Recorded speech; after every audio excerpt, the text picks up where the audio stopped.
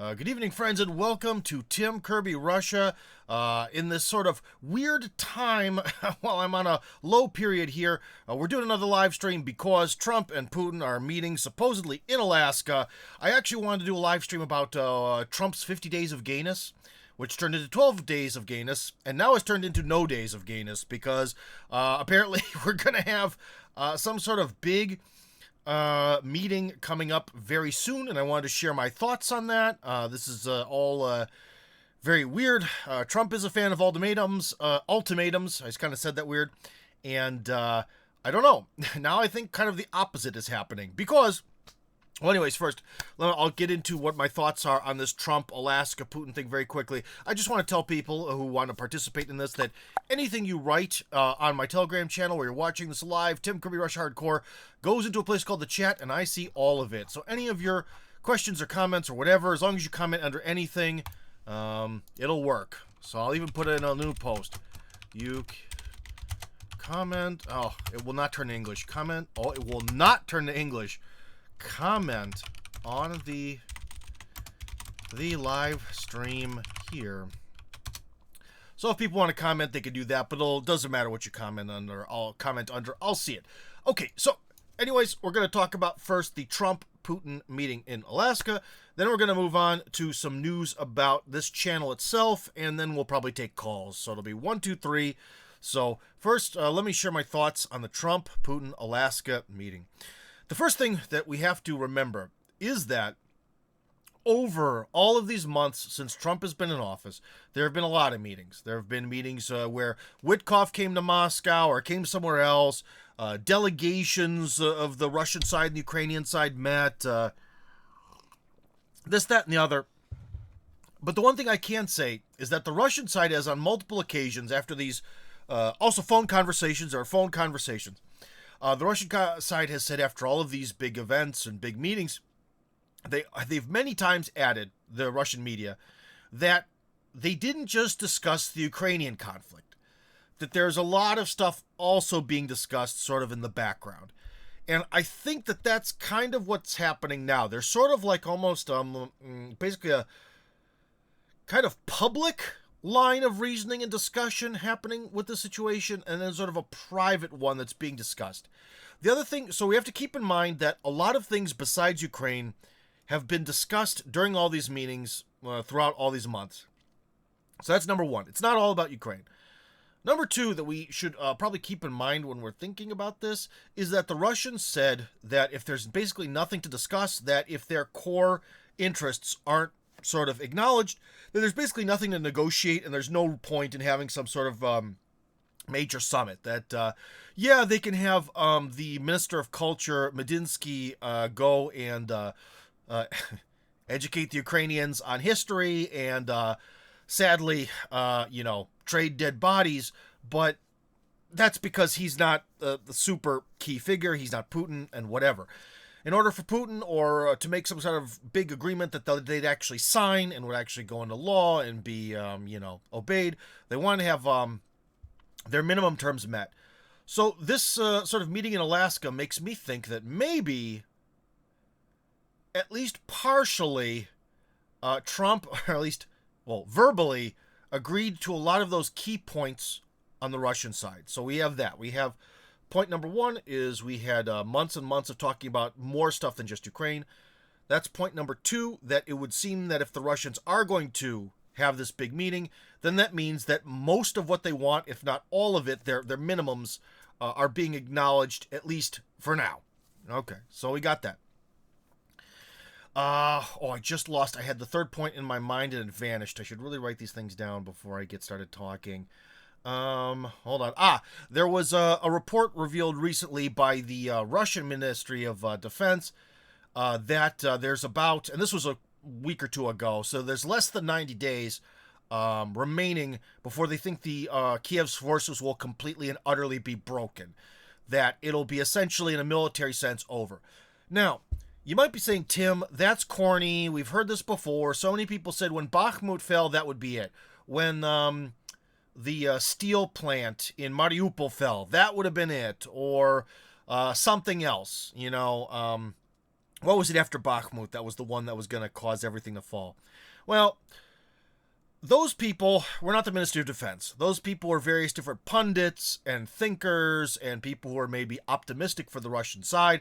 This wasn't the Ministry of Defense saying that basically at this rate of attrition, they've got less than 90 days left till everything falls apart. And that's another reason why I think maybe Trump initially wanted his 50 days of gayness, and then he kind of cut it down, and now it's really gotten cut down. He said officially that that's some sort of weird ultimatum, but when you're actually making an ultimatum and you give the other side time to kind of like think about it, you actually have to kind of give them time to, enact the threat. You can't tell someone, build a house or I'll shoot you, and they start building it, and in 5 minutes you shoot them, because it's just not possible to build a house in 5 minutes. You see what I mean? So I think that maybe there's this sort of, Trump is sort of reverse engineering this as or marketing, I should say. He's reverse engineering and changing this into like a PR marketing project because maybe he sees that the end of this situation is nigh, that maybe he's not completely being filled with information by one side of the conflict. We hear that from a lot of pundits, that Trump rattles off some things that sound weird, or they sound very CIA, MI6 way of looking at the world and looking at the conflict. But that doesn't necessarily mean he doesn't hear the other side either. So it looks like this thing might actually be coming to a close because simply the rate of losses and attrition just keeps going up and up and up. If we remember, in the very first few months of the war, it was something like for every lost Ukrainian soldier, there was for every lost Russian soldier, there was 2 or 3 Ukrainian soldiers. And then after a year, it got into the sort of 7, 8, 9, 10. Now it's beyond 16, 17, and maybe it's even higher. So things are kind of falling apart. So I think that the timing of this meeting has to be connected with the fact that the Russian side sees this thing as essentially militarily almost wrapped up. Another thing we also have to keep in mind is that we heard, and it's one thing that we should also, go back in time, remember back in time, that one of the main things of why in February 2022 the Russian side went in to Ukraine is because in January 2022, 1 month previous, Putin actually sent a nice package of information, or I should say the Ministry of Foreign Affairs probably actually sent it, but I'm sure Putin had his signature on it, one would think, to the then Biden White House, okay? And the document was basically like, look, let's start from scratch. Let's kind of almost go back to, they didn't use this wording, but that's basically what they were doing. Let's go back to 1991, and let's kind of reshape what the security architecture of Europe could be, where you're going to have bases, where we're going to have bases, what countries are neutral. It was almost like a redo. Like basically go back in time 30 years and let's try to make a friendlier, happier, safer Europe where everyone's where Russia and America's security interests are being met. The document didn't seem to really focus much on England or France's or Germany's security concerns, but they're kind of nobodies in the grand scheme of things at this current moment in history. So we've kind of heard recently, the thing that I found surprising from Trump is he's starting to talk about security architecture in Europe.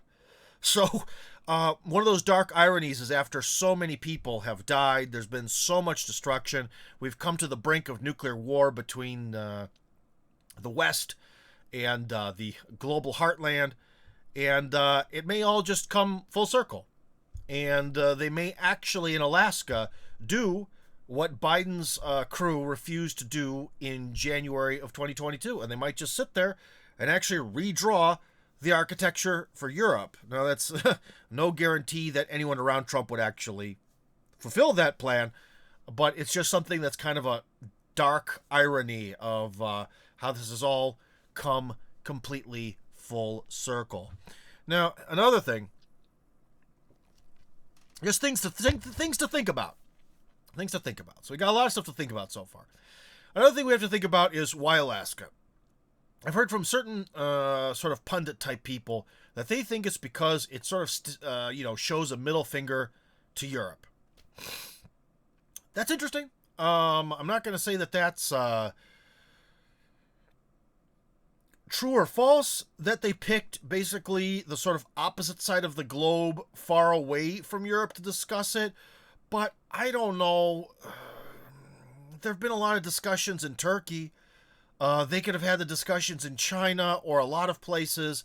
I don't know.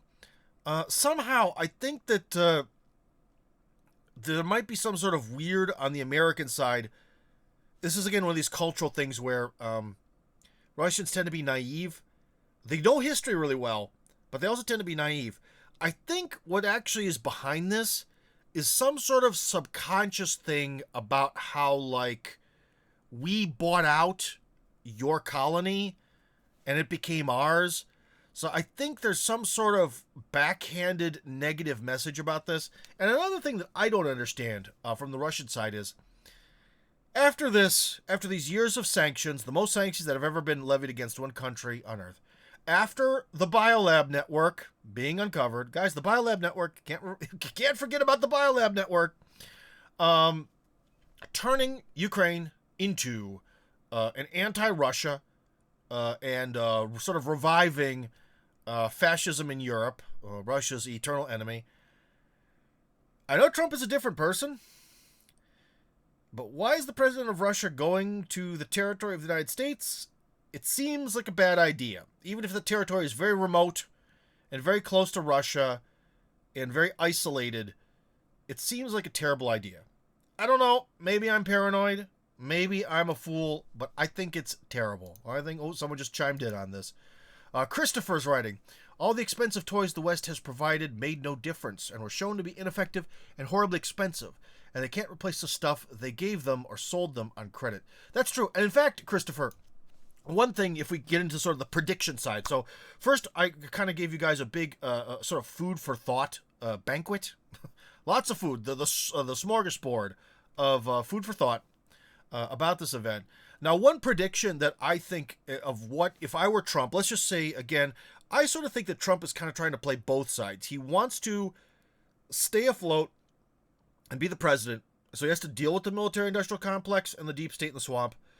But he does also seem to be trying to make positive changes for America and maybe the world, and he has the third side being his ego. Now, I think one thing that might be palatable to the three Trump sides, his ego, the deep state, and MAGA, but also maybe palatable to the Russians under certain circumstances, is he might try again to redo what Kellogg wanted to do. Okay, Kellogg essentially wanted to turn the conflict in Ukraine into a North Korea-South Korea thing. He told the Russians, stop fighting where you are, and we'll make a demilitarized zone right on the line of conflict, and that'll stay there forever. Okay, of course the Russians didn't like that at the time. They didn't like that very much. But if Trump were to make any sort of agreement with the Russians, but it gets packaged in this marketing of, well, it wasn't that the Russians won, it's the same thing as Korea. It's like an armistice. It's the stopping of the fighting. There's going to be a demilitarized zone. I think that that's going to, first off, be a lot more palatable because it won't seem like a loss to the West. And as we know from the situation on the Korean Peninsula, that war was actually never resolved. And so if you want to throw money into the vacuum of defending South Korea and to an extent Japan, you essentially have an infinite excuse. One thing, though, that's different between North Korea and South Korea is the South Koreans, deep down, I'm not sure about the North Koreans, but the South Koreans, deep down, do not want to fight this thing out. Why? Because in the early 90s, when North Korea was in dire straits, absolute dire straits economically after the collapse of the Soviet Union, they were trying to completely struggle to reorganize themselves to live without any help from communist buddies, not even China. Very tough times. It was really, really tough times economically and socially and everything in North Korea. The South could have struck. The North Koreans were basically, laying there kind of on their backs, especially in an economic sense. That would have been the time for the South to strike. And what did they do? Nothing. Nothing.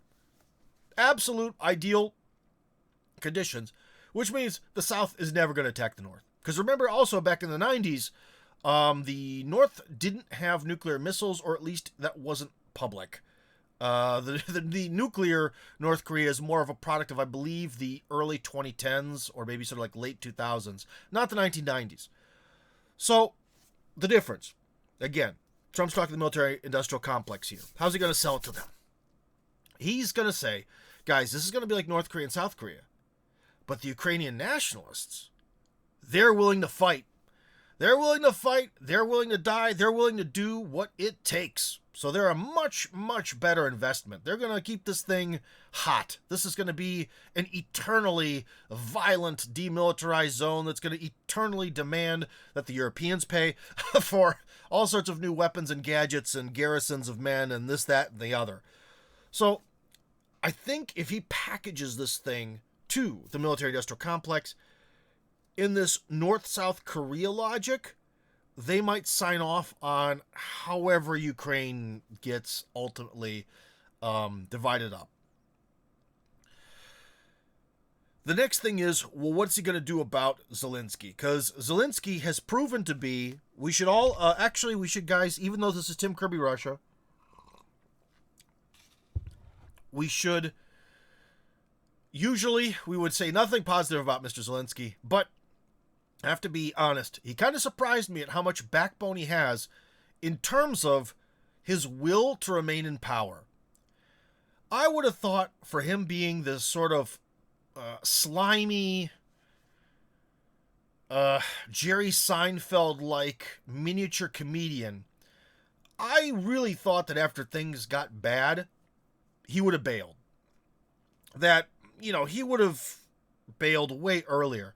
But he seems to really want to hold on to power till the very end. He likes it, or can't give it up, or maybe he's in too deep or something. But, yeah. So what I'm trying to say is, initially, I think everyone thought that when Trump comes into power, whatever he says, Zelensky will just go, okay, boss, you're America, you're unstoppable.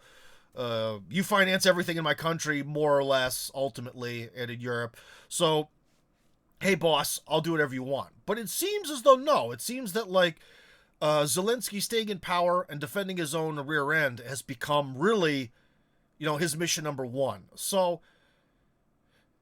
the hard part of this might actually be Zelensky himself. The other thing is because Trump is under the eye of Sauron, he can't just, let's just say, remove the Zelensky question like maybe certain other leaders in American history have dealt with their adversaries.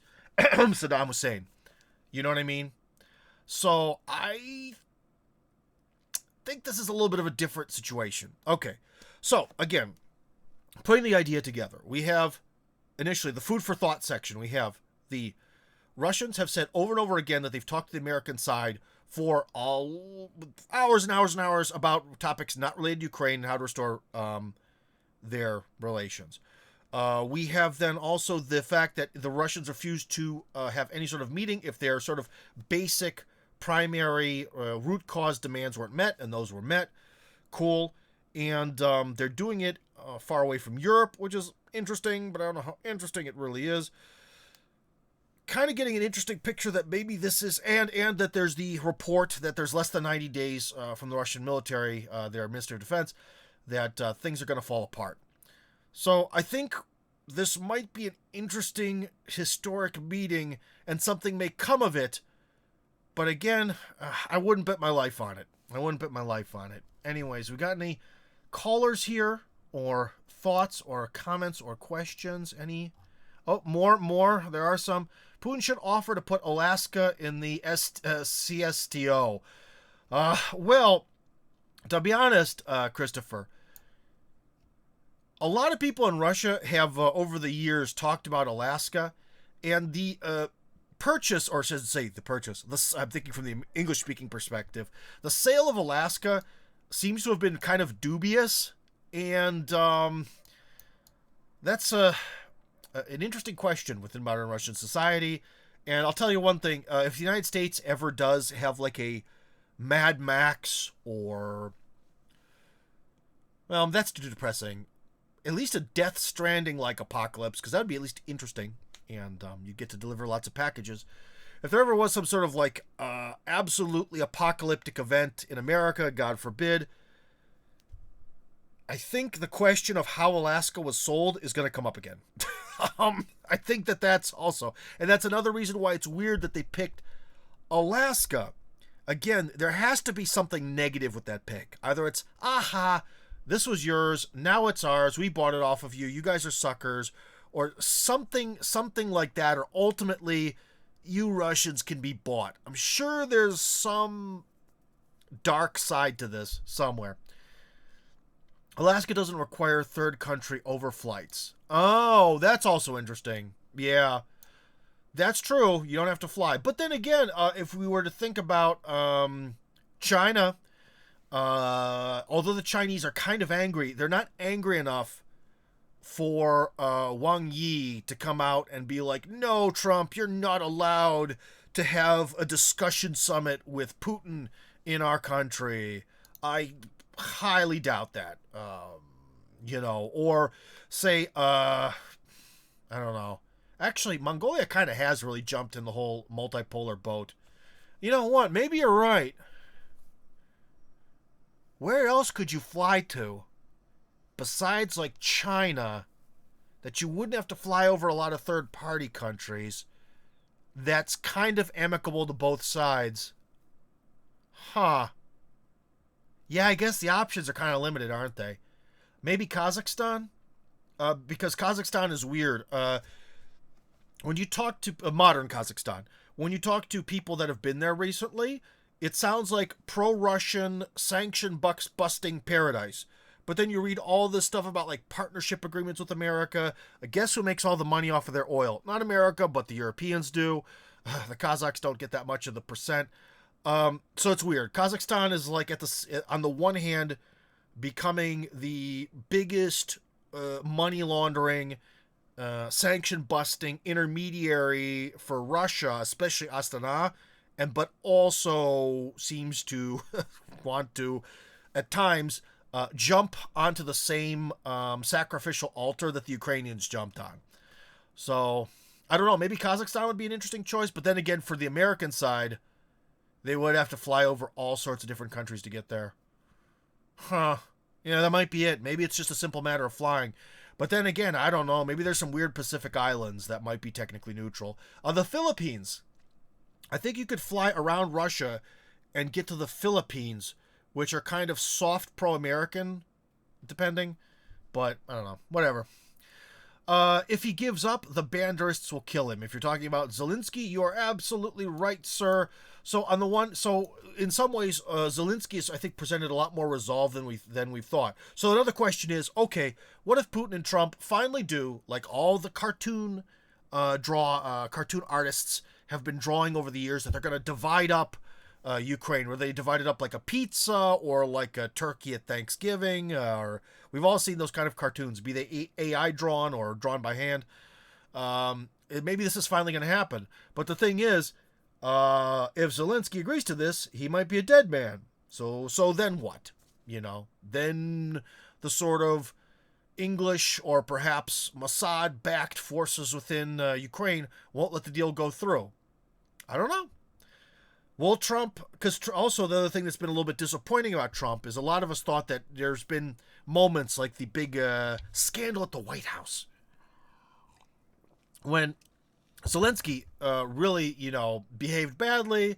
Everyone thought that after that, Trump would then sort of have this excuse to the American public and maybe even to the deep state and all them that, look, this Zelensky guy's a clown. We got to change him. Gotta get away from this. We're gonna make a deal with the Russians and get out of this thing. And this guy, he's just unacceptable. But no, he kind of drifted around.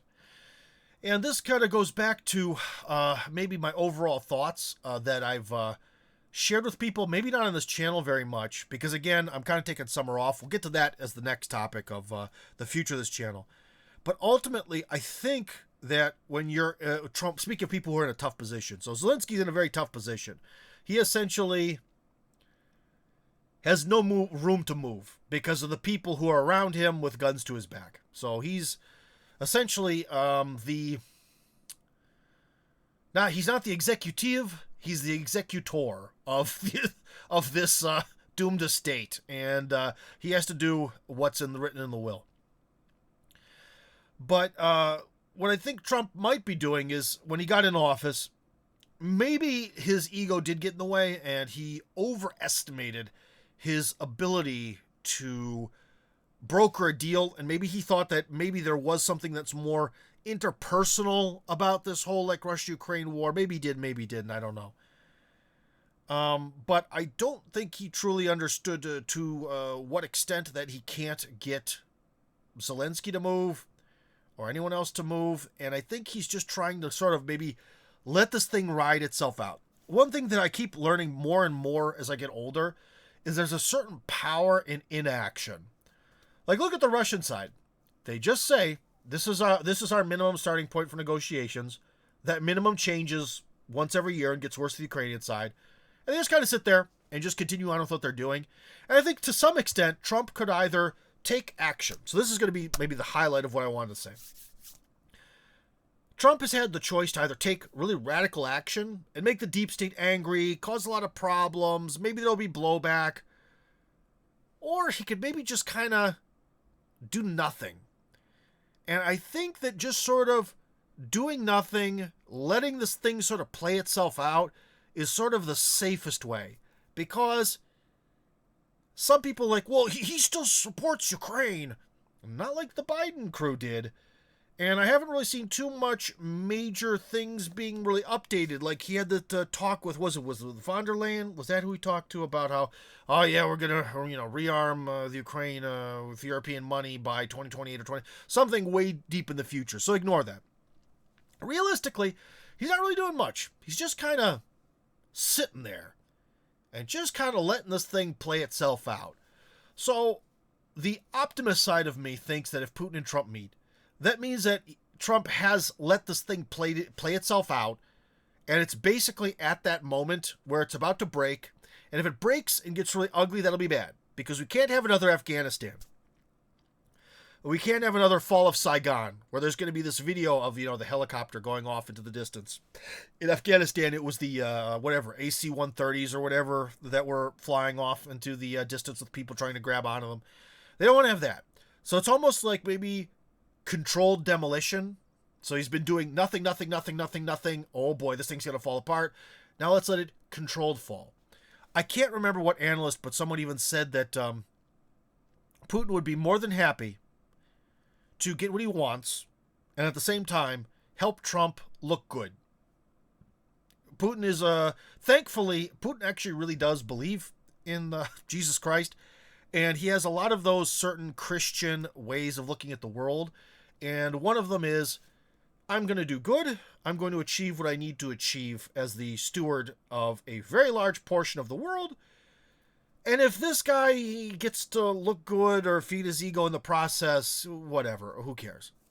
And so I think that ultimately that might be what's happening with this Putin-Trump meeting. It is the controlled demolition, allowing Trump to look okay, giving the deep state what they want, and then there's going to be some move that's going to have to go against Zelensky at some point. Because he is the people with the guns to his back are sort of the barrier between ending this thing and not ending this thing. If that makes sense? You see what I mean? So, anyways, those are my sort of loose, open format thoughts on this particular issue. Remember, if you guys have any comments, you can comment on the channel. You can call in now if you want. So anyways, that was the Putin, Zelensky, or not Zelensky, Putin's not meeting with Zelensky, Putin-Trump meeting in Alaska after this absurd ultimatum that, again, the ultimatum for 50 days that's changed. There's also been other ultimatums he's given the Russians. Is a little bit of more evidence for Trump is just kicking this damn thing, kicking that can down the road. He has kicked the can down the road since he got into office with this Ukrainian question, and I think he'll might finally stop kicking it in the near future, but we'll see. I'd really hope he would, but then again, I think people can be consumed by wishful thinking.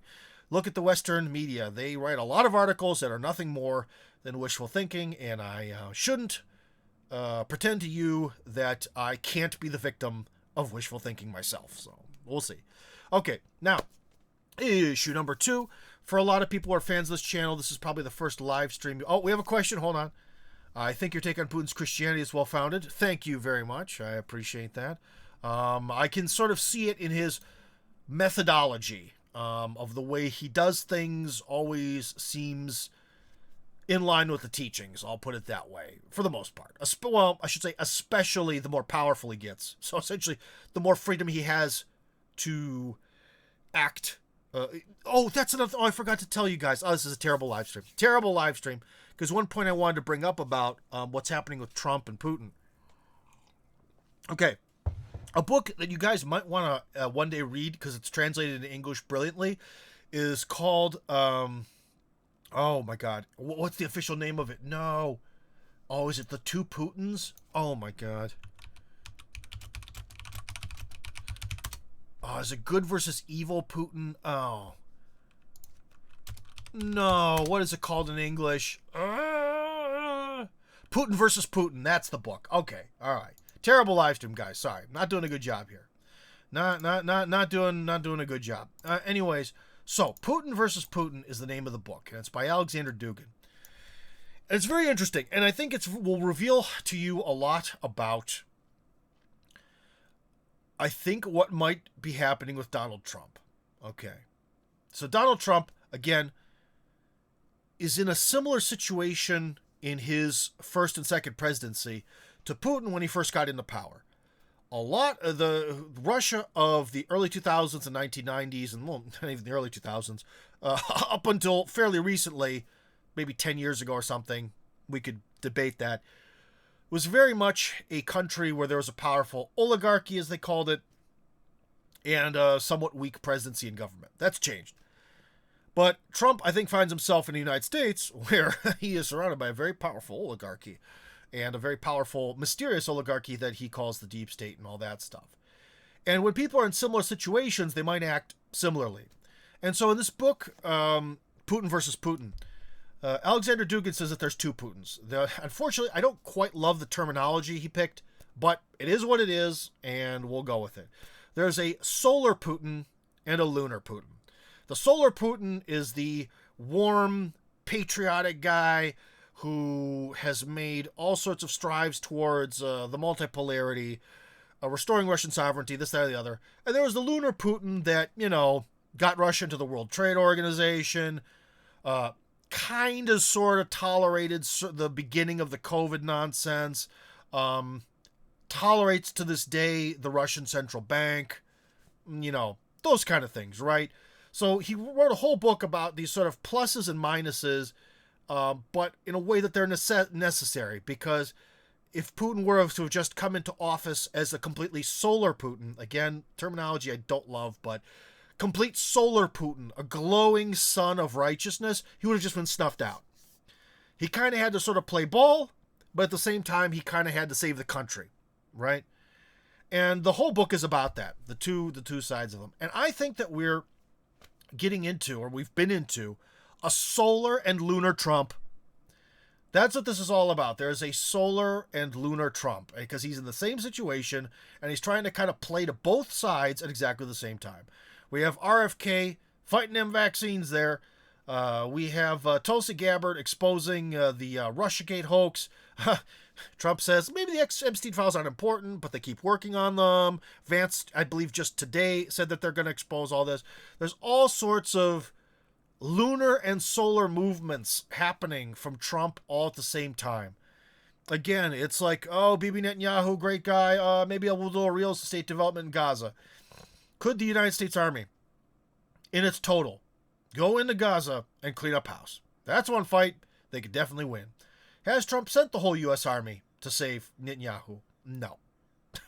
So on the one hand, we have the lunar, lunar Trump being like, oh, Israel's everything, it's great. Give me all this campaign donations, Israel, it's amazing. We're going to support you to the end, blah, blah, blah. Solar Trump just kind of goes, oh, no, it's so bad there, and does nothing. Very little. Okay, I'll send some artillery shells, whatever. So you see, I think that's another thing that we have to think about going into this big meeting between Putin and Trump, is that now we're in Russia. We're more or less free to have like 80 to 90% solar Putin, and everything will go forward that way. Whereas Trump, I think, is literally stuck at like 50-50 or 60-40. Because in a lot of ways, I think when you're a major politician trying to pull your country out of globalism, because remember, the globalists are extremists and they are totalitarian.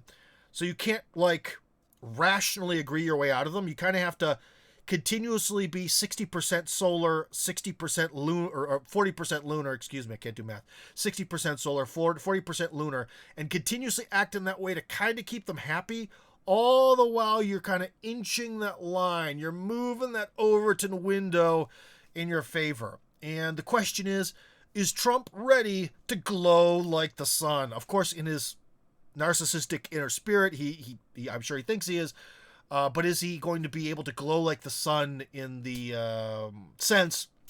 the political sense that Alexander Dugin meant in his book Putin versus, I cannot speak today, Putin versus Putin, which is an amazing book that is written in English. However, it's obviously a bit outdated by now, because writing a book about the inner conflict of Vladimir Putin in 2025 is kind of stupid, because like I just said, that conflict's kind of been resolved. But anyways, it's a good historical piece already, and you may enjoy that. And I think that kind of, when you read that book, it might turn you into a Trump apologist, because you could kind of see how politicians can, even politicians who are ultimately on the side of good, why they do bad things, or why they do things that you don't understand, or why they make compromises. So yeah, great book. I read it in like 2 days. It was that well translated.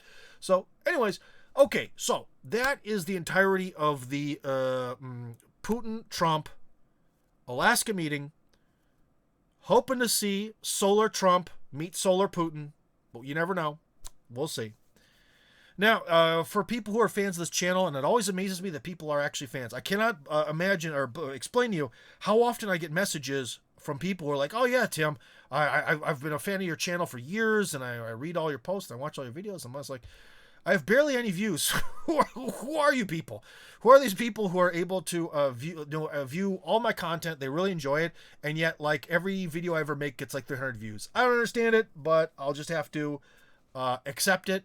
Maybe the way that our friends at Google or Rumble or wherever, maybe the way they count these video views is weird, but I don't know. So that's been really pleasant. I've gotten that over the summer. I'd also like to thank the people. There are like 2 people left on Boosty who still support me even through this sort of lull period. And I'll explain a bit why. So I don't remember if I made a video about why I was going to quit for 6 months, and I think I explained why, but there's some other stuff that's kind of come up. One thing was that I really thought that I would have the finances to at least begin building a new house. I'm sort of sick of living in a junky house. I'm really sick of being forced to work in this tiny corner. I've kind of been having a lot of computer problems. In fact, I can't even believe the computer hasn't screwed up yet. So that's some of those things have really been, eating me away, and why I haven't been making much content, because it sucks making content in a very uncomfortable environment where everything is fighting against you and it's really hot, and yeah. But since I am not going to be able to start building a new home this year, unfortunately again, I am in all likelihood at some point in September going to then spend a significant amount of money to redo all of this, to turn this dismal zone that I use for recording all of these like podcasts and stuff into something that looks more professional, and buy at least one very expensive camera, like a real camera for podcasts. So that's something I intend to do again near the end of September. However, I want to be careful with things that I promise to my audience. There are things I'm thinking about, and there are things that I promise, and I don't promise that yet. That's what I'm thinking about, because I'm working on a project that I can't talk about, not because it is illegal or violates either the U.S. or Russian constitutions. It does not. But because it's really, really big, and it's not appropriate to talk about, well, there's actually two that could be really big. And it's not appropriate to talk about these kind of things until, the ball already starts getting rolling. So, if both of those projects burn up into the ashes by late September, early October, then I'll invest money into turning this zone that I'm in, this corner of my residence, I'll turn it into a legitimate podcast studio, and we're going to take the professionalism to a new level. I'll try to produce probably 4 to 5 free videos per week, and then 2 videos only for the Boosty crowd. Yes, I think one of the main problems also with Boosty is, a lot of people have given me donations, little stuff, and I really appreciate that. But I think people want more. They want, I know I've had the opportunity to kind of talk to 2 friends who are both Russians who do really well in terms of Boosty donations. And I kind of see that basically there's a certain way to do things, and I haven't been doing it. So if neither of those 2 projects works out by the end of September, then expect to see a lot more Tim Kirby Russia in a much more professional environment. And I think I'm going to start doing more short videos and not live streams. It seems like the way to really build a subscription base is either doing live streams that have a lot of donations involved in them, which are great for video games, where you're like, dude, hey, I can go to the ice world or the fire world. Whoever gives the donation first makes the choice. That's great for video game live streams, political and idea-based or Russia informational kind of live streams. There's nothing that doesn't work. It's just not viable. So, anyways, you should expect a much more serious, professional, and pre-recorded version of Tim Kirby Russia end of September, maybe early October. If there's anyone out there who's a big fan of mine who wants to do video editing, it would really save my butt to become an editor, and if you are located on the territory of the Russian Federation, I'd be happy to do some profit sharing with you. So if there's someone out there who wants to do that, and I've had some people come forward and tell me, Tim, you need to have a website, you need to be off the tyranny of social media, even the Russian social media sucks. And I've been involved with a certain web project. I guess you've seen that. I'm an author of many of the historical pieces on the International Russophile Movement's website. So I write about the history of Russia there very often. And I've kind of gotten to see the inner workings of that website. And you can see that with one thing that I found kind of surprising is people still actually view websites, apparently. And you can actually get some pretty significant views with just a site. So I'm kind of rethinking this whole attitude I have towards utilizing a website for some of this content. So, but anyways, that was kind of my big sort of thing. Either there's going to be mega projects that will basically kill this channel for all eternity by October 1st, or those mega projects won't start whatsoever. And you're going to get to see a lot more videos, shorter videos made by me, 4 to 5 free ones per week, and 2 paid ones per week. Maybe all the live streams will go behind a paywall. I'm not sure. Maybe not. I don't know. But if you have any thoughts about how to properly do a real professional podcast from a shithole residence, let me know in the comments. In fact, there might even be some comments because I'm starting to get a little tired and want to go. Oh, you nailed it. Trump is in that hellhole right now. Putin more than survived it. God bless him. Yeah, that's it. Yeah, it seems like Trump is unfortunately in the place that Putin was. The only problem with that Trump has is he's a little on the old side.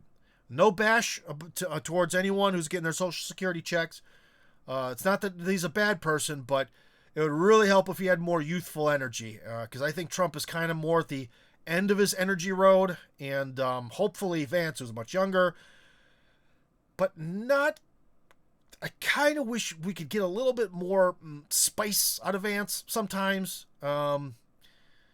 Hopefully he'll be able to take up the banner and go forward. So that's one thing. I'm very glad with his, I think his vice presidential pick was pretty good. But I think Vance needs a little bit of that, what would that be?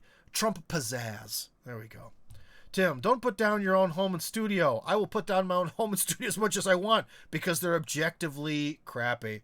Many other podcasters have lost me because of their professionalism. Oh, well, then I don't know. You might have to mention, unless it's someone I know. If it's someone I know, don't mention it. But if it's someone I don't know, maybe you could explain which people and why did you stop listening to them. But I don't know. But also professionalism in terms of like being able to really churn these videos out. And also, guys, I love memes and I like making posts like Dmitry Medvedev and saying things like a dick. But I think I just really need more production of videos. I had this big meeting, friendly. You remember how in the 1950s and 60s businessmen used to have like a 3 whiskey lunch? Well, I had sort of the equivalent, even though for the most part I've given up drinking, but he insisted with my one buddy who makes a ton of money on donations. And I could kind of see I can either write a ton or I need to make a lot of videos. And at this point, I am writing a lot. I write a lot for the sort of like project that's called The Most Russian American. That requires a ton of writing. So I'm also writing 2 books right now that will get done eventually, but not anytime soon. But they're both going to be in Russian and English. I think one major mistake I made was when I wrote the first book that I wrote and published, I should have just published it in both languages at the same time. You know, if you're gonna be a native speaker and then write a book in another language anyways, why not just translate it as you make it? So this time those books will be in both languages. So that'll happen at some point. But anyways, guys, what I'm saying is I have to type a lot. And so when I was talking to my friend, I could see that he is really someone who writes and writes and writes and writes and writes and writes and writes and writes and writes and writes and writes. He also has a kind of a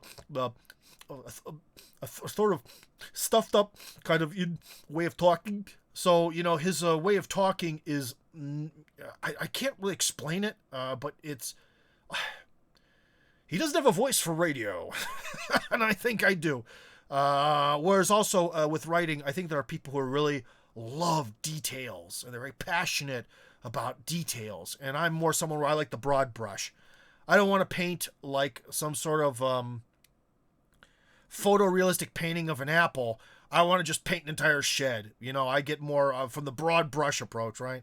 So, so I think video is going to be my baby. I just need to find a way to make these videos in a much more faster sort of way to do them, so... Oh, they'll hear an answer about the person who said that they have given up because of too much professionalism. I don't watch Redacted anymore.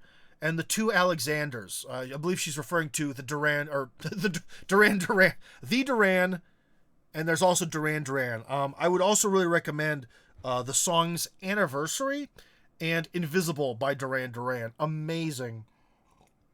Thank you, Hideo Kojima, for introducing us to the power of both of those songs. They're amazing. But anyways, the Duran. I see. Whoa, the Duran, I mean, I don't know. Oh, they certainly have professionalism in terms of organizational skills, but I don't know. They just seem to kind of have a straightforward kind of homemade podcast when they're together. Christoforu walks around, usually Cyprus, with a camera. In fact, that would be a really good way to make a podcast about Russia. But the problem is that people in Russia don't react well. There will be in every video people like, if someone's speaking English really loudly into a GoPro as they're walking around. And I don't know, also like maybe he feels comfortable. Probably because he's a Greek and he speaks he's a native.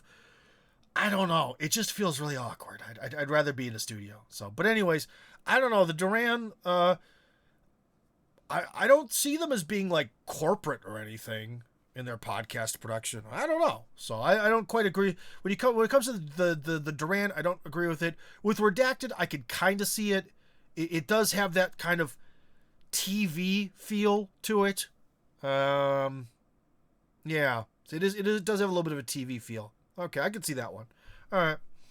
15-minute personalized deep advice videos about dealing with stuff in Russia. $45 $45 a video.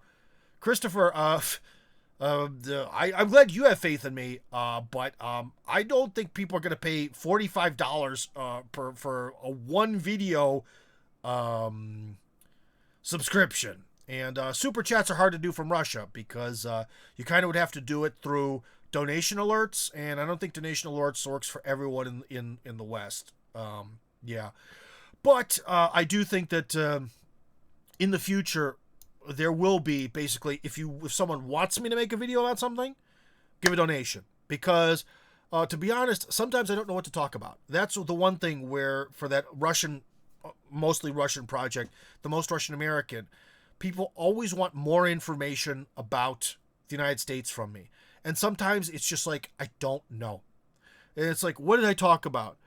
Oh, did I talk about the conspiracy that there was an excess of oranges in Florida? So they kind of made pro-orange juice in the morning propaganda. And the only reason we drank orange juice in America in the morning was because of that excessive amount of oranges that people weren't used to drinking at the time. And I'm like, that's interesting. Have I already explained that 50 times? Have I not? I don't know. Whereas, if someone pays me X number of money to make a video and it's about like the inner motivations of Trump or whatever, I've talked about that 5 billion times, but hey, if I'm getting paid a certain amount of money to do it, I'll do it again and again and again and again, and it'll be okay. But that's one of the hardest parts about like talking about the United States is the United States is huge and there's so much to say about it, but sometimes I can't remember what I've said, what I've repeated, what I've never mentioned. It's very confusing. Hate the walking around. So you don't like the whole sort of walking around Cyprus that Mr. Christoforou does. Okay, that's a personal preference thing. I don't know. I like the idea of it. I like watching his walk and talks. I like seeing Cyprus because it's a very nice place that I visited and it's very pretty. But again, that format just doesn't suit me. Maybe I'm just dumb. I can either walk or I can talk. I can't walk and chew bubble gum at the same time, I guess. That's also like with American football. Everyone thinks because I do like this kind of work that in American football I just want to chit chat the whole damn time. I'm like, no. It's like, okay, normally, no, wait, there's a nose tackle. So if there's a nose tackle, that means on this play, I've got to take the nose tackle. However, if it's a middle linebacker who's just approaching and he's not a nose tackle, then I've got to get the defensive tackle if he's in the first technique. If he's in the third technique or farther, then he's not my guy. Like, you're in that sort of zone, and it's like, I don't want to talk and joke. So I'm kind of the a party killer at American football because, like, there's too much to focus on. There's too much. We're going to do 37 right wide. So 37 right wide means I have to do something that's vastly different, requires a lot more speed than 37 does. Like, oh boy. So, yeah, I don't know. A good thing for Mr. Christoforou has the type of brain that actually can do two things at once. Mine doesn't. Okay. He's got me beat. Christopher says, they will. Talk to Aaron Clary about his advice videos. Well, okay, we can do some advice videos. That's something I've kind of always wanted to do because, especially in Russian. Because Russian people, random weird Russian people contact me for advice or have contacted me for advice over the years many, many, many, many, many times. Many times. And I don't quite know why. Because sometimes it's been something connected with the United States. And I'm the only American that they think that they could maybe, reach out to. And I'm kind of famous in Russia. That makes sense. But sometimes it's just stuff that has nothing to do with anything. They'll just be like, I don't know, Tim, I really want to go into the business of making custom carpets. I'm like, okay, what are the sort of like risks involved in this? What do you think the carpet market looks like? They're like, I don't know. Have you been to Afghanistan? The carpets there are really nice. How are you going to compete? I don't know. So, yeah. Anyways, we're getting someone typing the last comment. No one wants to call in from what I see. So let's get a couple final comments, and then I guess I'm going to vanish. But anyways, so in a way, I kind of, and the one thing too I also want to say, guys, is I know you guys have been with me a long time. And I hate that sometimes I probably sound like a really arrogant dick in this program. Well, being a little bit of an arrogant dick is useful. Ask Donald Trump. And even sometimes Putin pulls out his snarkiness at certain given moments, as does Lukashenko. Medvedev does it every day now. But anyways, I can be kind of a dickhead, but I just want to be sort of honest with you guys and not promise things they never happen. So again, if one of these mega projects happens in the near future, well, that's going to be a lot of guaranteed money to do stuff that's really cool. And doing things that are really cool, that are really guaranteed, versus something that's, pretty cool and pretty fun, but has zero guarantees. So there might be very few videos. Who knows? But the one thing is definitely, regardless, if I'm going to do videos again after end of September, early October, it's going to be nice in here. It's going to be a professional camera, professional background. The microphone is professional. I don't know, you can't see it, but this baby cost a freaking ton of money. That's a very professional microphone there. So you already have professional audio, but it'll be done magnifique. Client submits request. Oh, this is a message here. Client submits request. You tell him how much the videos cost. He pays. You do the video. You make the client pay. Through the autistic walls of... okay. But, there'll be a stock price to do just sort of like a response video. Response videos are fun. That's good. And, anyways. A certain special person wants to call in. Hello. Hello. Hello? Yes, I'm here. Hi, Tim. Yeah. Sorry I gave you a lot of crazy things to think about, but I Don't think worry this about it. turned out very interesting podcast. I think that's one of your strengths is just you're so personal. It's everything comes across as you. And that's the distinction between some of these other Oh, professionals I don't know, and Mom. you. Well, I should say Mom.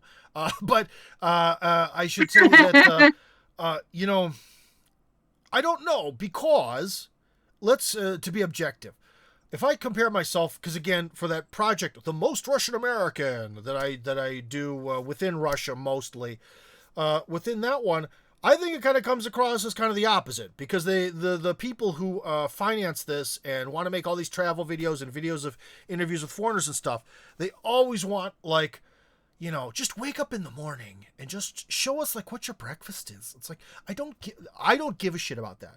Like, I think that there's something where I don't know. I don't like it. I just don't feel comfortable with it. I don't want to, like, again, in Russia, and just be like sitting outside and being like, yo, it's 11 a.m. Just kind of woke up, gonna be blogging today. Who gives a shit? I don't know. I don't like this like slice of life crap content. I just don't. Like, I don't know. So on the one hand, maybe I am personable, but apparently compared to a lot of people who are in this like blogo universe, I would say I'm actually kind of reserved. I'm kind of in the background, a little bit maybe mysterious. So depends how you look at things. You're just real. Oh, well, there's that. Yeah. Trust me.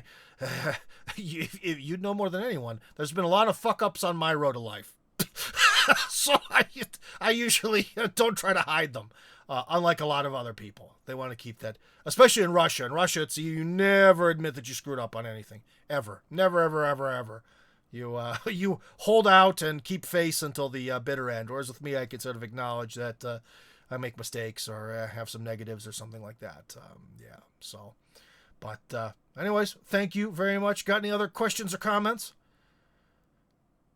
No, I No? just enjoyed this today. Thank All you. right. Okay. I'm back in mute. All right. Well, anyways, friends, then I'm going to vanish. How long? A solid hour, an exact hour. Speaking of professionalism, It's like my days back on the radio. You see the 57th minute on the clock, you know you're out. Anyways, guys, it was great talking to you.